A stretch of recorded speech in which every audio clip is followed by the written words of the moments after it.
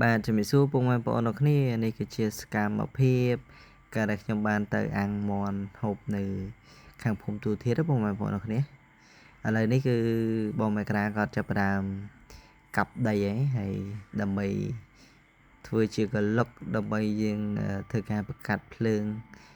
និងយកល្ងើកដើម្បីអាំងមាន់ដាំទឹកអីចឹងទៅហើយថ្ងៃដែលខ្ញុំទៅនឹងគឺជាថ្ងៃចុងសប្តាហ៍ដែរ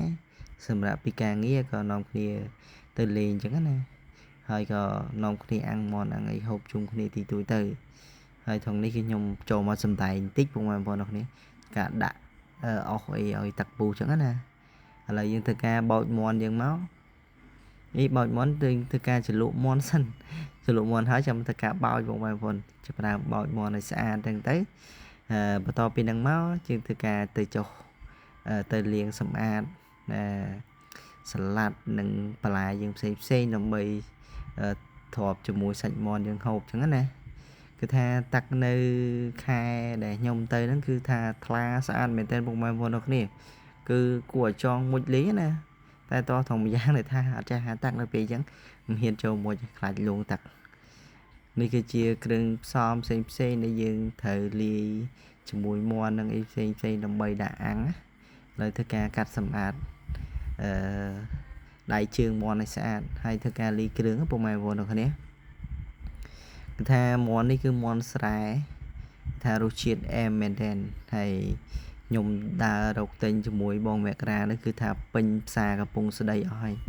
ព្រោះយើងទៅឡើងថ្ងៃត្រង់ហើយផ្សារក៏គៀងស្ងាត់មនុស្សអត់ដែរតោះតែដេញចាប់ជួយដេញចាប់គេមកបានមាន់មួយនឹងមកឥឡូវមាន់ស្រែដែលយើងបានអាំងហ្នឹងគឺឆ្អិនហើយពុកម៉ែបងប្អូនអរគ្នាតោះឥឡូវយើងទៅធ្វើការហូបទាំងអស់គ្នាបាទនិយាយពីថាមាន់ស្រែនេះគឺថារសជាតិអែមមែនទែនពុកម៉ែបងប្អូនអរគ្នាមួយម៉ាត់ណាក៏ឆ្ងាញ់ដែរនិយាយទៅតែមួយយើងអាំងយើងយូរដែរដល់ពេលអញ្ចឹងឃ្លានហ្នឹងពុកម៉ែបងប្អូនដល់ពេលអញ្ចឹងដាក់មួយម៉ាត់មកគឺអែមមែនទែនហើយគប់ផ្សំមួយបរិយាកាសយើងនៅព្រៃនៅអីអញ្ចេះនៅដើមកោដើមអីហើយខ្យល់មកត្រជាក់តិចហ្នឹងគឺថាអែមមែនទែនថាគ្រាន់តែឃើញហើយនឹកឃ្លានទៀតណារបៀបអញ្ចឹងពុកម៉ែបងប្អូនគ្នាហើយវីដេអូនេះក៏នាងយូរដែរកាលណាខ្ញុំយកមកកាត់ឲ្យបញ្ចូលសលេងសារថ្មីដោយសារតែកាលមុនហ្នឹងបញ្ចូលសលេងមកវាអត់ទៅស៊ីជាមួយសាច់វីដេអូយើងនិយាយគូមិន